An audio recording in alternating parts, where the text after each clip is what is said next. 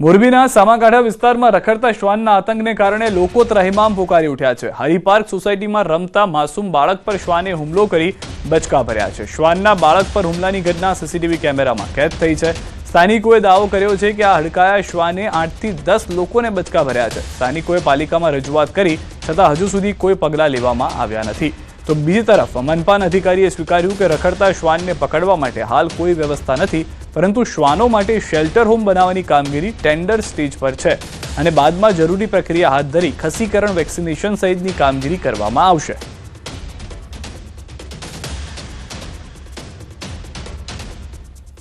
ત્રણ થી ચાર લોકોને કરડવાનો કેસ બન્યો છે। એમાં ગતરોજ આ દીકરાને પાછળના ભાગમાં ગંભીર રીતે ઘાયલ કરેલો। હું આ તંત્રને, આપણી મહાનગરપાલિકાને એવું નિવેદન કરું છું કે આ જલ્દીથી આ જે રખડતા શ્વાન છે એનો યોગ્ય રીતે નિકાલ કરે। બહુ જ ટૂંક સમયમાં નંદીગઢની અંદર 50 રોડ ઉપર આવેલું છે તે ડોગ શેલ્ટર બનાવી રહ્યા છે અને ડોગ શેલ્ટર જેવું બની જશે ત્યાં સુધીમાં અમે ડોગનો એક સર્વે કરાવી રહ્યા છીએ કે મોરબીમાં હાલમાં કેટલા ડોગ છે, મેલ, ફિમેલ્સ અને પપી, એના ઉપર અમે આગળની કાર્યવાહી કરશું। અમારા હરિપાર્ક સોસાયટીમાં કૂતરાનો બહુ ત્રાસ છે અને અમારે જણ ને બધા ધંધે વયા જાય તો વાંહે છોકરા બહાર રમે છે તો અમે એને કેવી રીતે અમારે ધ્યાન રાખવું, બાયુને અંદર કામ કરવું પડે ને, તો અમારે એટલી વિનંતી કે તમે બધા આ કૂતરાનું એ કરો। સામાકાંઠા વિસ્તારમાં આવેલી હરિપાર્ક સોસાયટીમાં હડકાયા કૂતરાનો આતંક છે ત્યારે દ્રશ્યોમાં જોઈ શકો છો। અમે હરિપાર્ક સોસાયટીમાં આવી પહોંચ્યા છીએ જ્યાં શ્વાન 3 થી 4 નાના ત્યાર સિવાય 3 થી 4 મોટા વ્યક્તિઓને બચકા ભર્યા છે। હડકાયું શ્વાન છેલ્લા 3 દિવસથી આ હરિપાર્ક સોસાયટીમાં આતંક મચાવ્યો છે। આપ દ્રશ્યોમાં જોઈ શકો છો મોટી સંખ્યામાં લોકો પણ એકત્રિત થયા છે અને લોકોમાં માહોલ પણ જોવા મળી રહ્યો છે। શ્વાનને લઈને મહાનગરપાલિકાની ટીમ દ્વારા હજી સુધી કોઈ કાર્યવાહી કરવામાં નથી આવી તેવું સ્થાનિકો કહી રહ્યા છે। કેમેરામેન સાથે રવિ ભડાણિયા, ન્યૂઝ 18 ગુજરાતી, મોરબી। વડોદરા જિલ્લાના ભાજપના 5 ધારાસભ્યોના લેટર બોમ્બથી હડકંપ મચી ગયો છે। વડાપ્રધાન નરેન્દ્ર મોદીની ગુજરાત મુલાકાત પહેલા જ લેટર બોમ્બથી શહેર અને જિલ્લાની રાજકીય હવામાં અચાનક ગરમાવો આવી ગયો છે। આશ્ચર્યજનક રીતે આ અસંતોષ વિરોધ પક્ષ તરફથી નહીં પરંતુ સત્તાધારી ભાજપના ધારાસભ્યો તરફથી સામે આવ્યો છે। ધારાસભ્ય કેતન ઇનામદાર, અક્ષય પટેલ, શૈલેષ મહેતા, ચૈતન્યસિંહ ઝાલા અને ધર્મેન્દ્રસિંહ વાઘેલાએ સીધો સીએમને પત્ર લખી વહીવટી વ્યવસ્થાની ટીકા કરી। ધારાસભ્યોએ સ્પષ્ટ રીતે જણાવ્યું છે કે સીએમ દ્વારા વારંવાર સૂચનો આપવામાં આવી હોવા છતાં જિલ્લાના અધિકારીઓ, જનતા તેમજ જનપ્રતિનિધિઓના કામોને ગંભીરતાથી લેતા નથી। પરિણામે સામાન્ય લોકો પોતાના નાના મોટા પ્રશ્નો માટે પણ સરકારી કચેરીઓના ચક્કર કાપવા મજબૂર બન્યા છે। સરકારી કચેરીમાંથી એક સામાન્ય કામ કરાવવું પણ જાણે યુદ્ધ લડવા સમાન બની ગયું છે।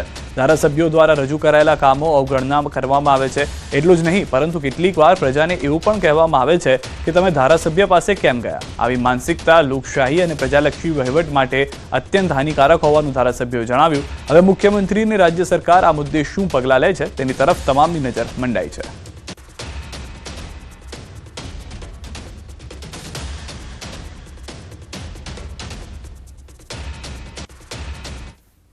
જ્યારે ત્યારે વ્યક્તિગત અધિકારી પોતે જાતે જ કરતા હરતા છે, પોતે જ સક્ષમ છે અને એક ધારે તો સાચાનું ખોટું પણ કરી શકે છે અને ખોટાનું સાચું પણ કરી શકે છે। અને બીજી એક વાત તમને કહું કે સામાન્ય નાગરિક જ્યારે આ પરિસ્થિતિમાંથી પાસ થતો, જ્યારે અમે જનપ્રતિનિધિ વેદના અમારી રજૂઆત ઉપર સુધી પહોંચાડતા હોય તો સામાન્ય નાગરિકની શું પરિસ્થિતિ હશે એ પણ ખાસ જોવાની હશે।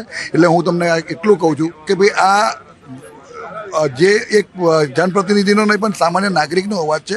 અધિકારી સમયે મળવા જોઈએ।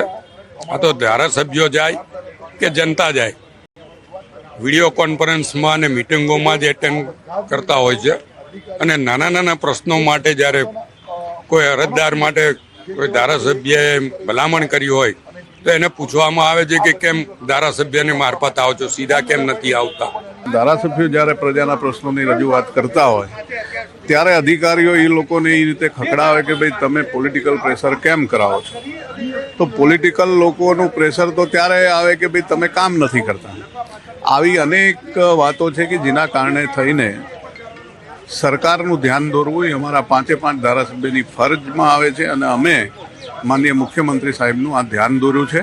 ખેડૂતના દાખલાથી મળીને કોઈ નોંધની બાબતની અંદર ખેડૂતો ધરમધક્કા ખાતા હોય છે અને કેટલાય ધક્કાઓ ખાધા પછી પણ ના થતું હોય ત્યારે લોકપ્રતિનિધિ પાસે લોકો આવતા હોય છે અને લોકપ્રતિનિધિ પાસે આવ્યા પછી અમને ખબર હોય કે આવી બાબતની અંદર આ લોકો કેટલાય ખેડૂતો આવા હેરાન પરેશાન નાના માણસો થતા હોય છે અને એ બાબતને ધ્યાનમાં લઈ અને માનનીય મુખ્યમંત્રીશ્રીને આજે અમે લેટર આપ્યો છે. સૌથી મોટો પ્રશ્ન છે કે દરેક પંચાયતમાં તલાટીએ એ પોતાની ફરજ દરમિયાન પૂરેપૂરો સમય એ હાજર રહેવાનું હોય છે, તેમ છતાં વડોદરા જિલ્લાના એક પણ તલાટી એ સમયસર પોતાની પંચાયતમાં હાજર રહેતા નથી, જેથી કરીને ગ્રામજનોએ પોતાના પ્રશ્નો માટે જેવી રીતે કે દાખલાની રજૂઆત હોય કે અન્ય બીજી નાની મોટી રજૂઆત હોય તો તેનું યોગ્ય સમય નિરાકરણ આવતું નથી. 10-10 ધક્કા ખાવા છતાં પણ તેઓની ફરિયાદનું નિરાકરણ આવતું નથી અને જ્યારે આ ફરિયાદ તેઓ અમને કરતા હોય ને અમે ઉપલા સ્તરે જિલ્લા કક્ષાના અધિકારીઓને રજૂઆત કરતા હોય